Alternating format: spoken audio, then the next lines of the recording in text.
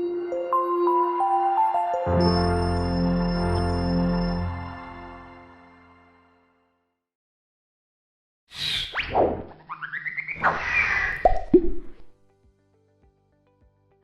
jumpa lagi masih bersama dengan Ibu, masih di Indonesia Asik, mengupas bahasa Indonesia secara mudah, menyenangkan, dan tentunya asik.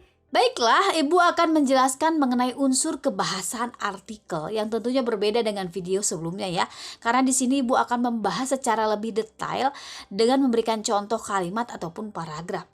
Yuk langsung saja, yang perlu kalian ketahui bahwa kaidah kebahasan artikel ini ditandai dengan penggunaan kata-kata yang bermakna lugas ataupun denotasi ya, dan makna yang kias ataupun konotasi. Makna konotasi sebenarnya merupakan makna denotasi yang telah mengalami penambahan ya, seperti pada tabel di layar kalian.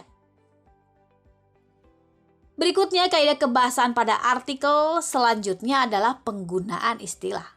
Istilah adalah kata atau gabungan kata yang dengan cermat mengungkapkan makna konsep, proses, keadaan, atau sifat yang khas dalam bidang tertentu. Seperti pada contoh kutipan teks artikel di layar kalian. Nah, kata yang diberi warna merah adalah penggunaan istilah dalam bidang kesehatan ya.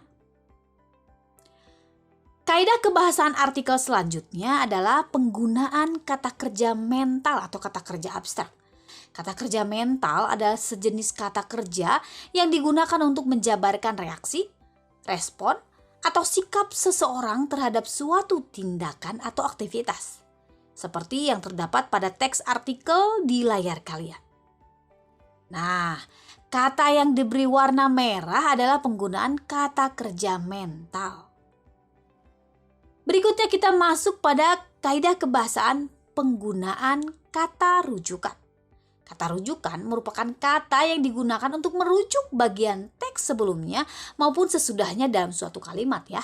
Kata rujukan ini juga berfungsi sebagai penghubung bagian-bagian teks atau sebagai kohesi. Kalian akan memahaminya jika menyimak dengan saksama kutipan pada layar kalian. Nah, kata yang diberi warna merah adalah penggunaan kata rujukan.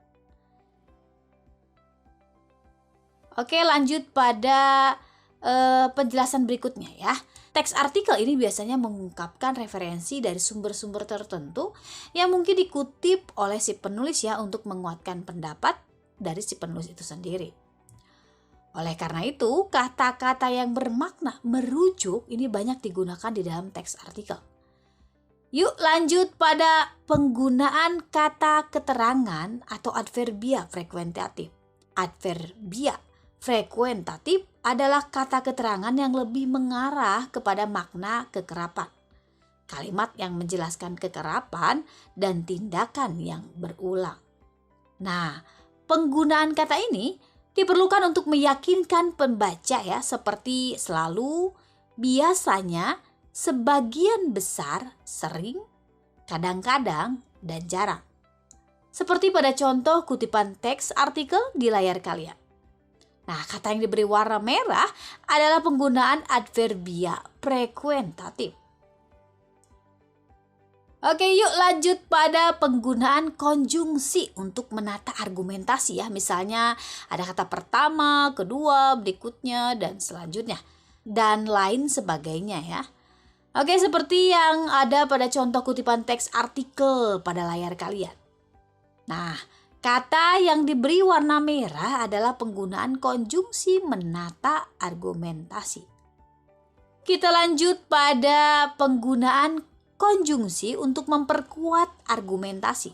Misalnya, selain itu, sebagai contoh, padahal, justru, dan lain sebagainya. Seperti pada contoh kutipan teks artikel di layar kalian. Nah, sama seperti penjelasan sebelumnya, kata yang diberi warna merah ini adalah penggunaan konjungsi yang memperkuat argumentasi. Oke, berikutnya masuk pada penjelasan penggunaan konjungsi kausalitas dan konsekuensi. Seperti sebab, karena, oleh karena itu, sehingga, hingga. Nah, ini seperti pada contoh kutipan teks artikel pada layar kalian ya. Kata yang diberi warna merah adalah penggunaan konjungsi, kausalitas, dan konsekuensi. Oke, masih semangat ya, tetap jaga kesehatan di masa pandemi. Mensana in corpore sano, di dalam tubuh yang sehat terdapat jiwa yang kuat. Kalau sehat raganya, jiwanya pun tentu semangat untuk belajar. Yuk langsung saja kita akan membahas mengenai kaidah kebahasaan pada artikel yang terakhir, yaitu penggunaan kalimat retoris.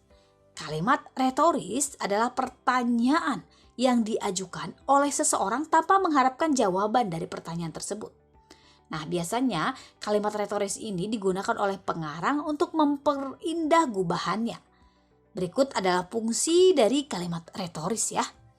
Oke, fungsi kalimat retoris yang pertama ini adalah untuk menyindir.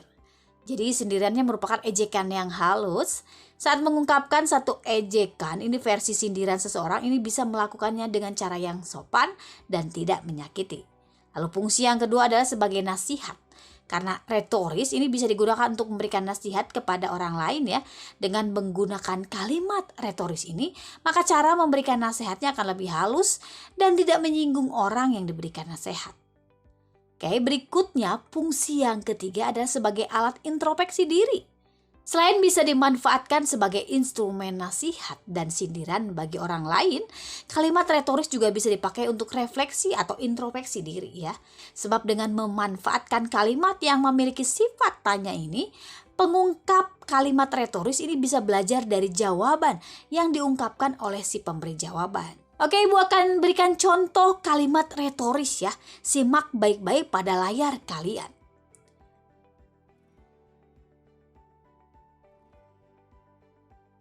Oke, dengan 3 pertanyaan itu, kita pun tentu sudah tahu jawabannya seperti apa.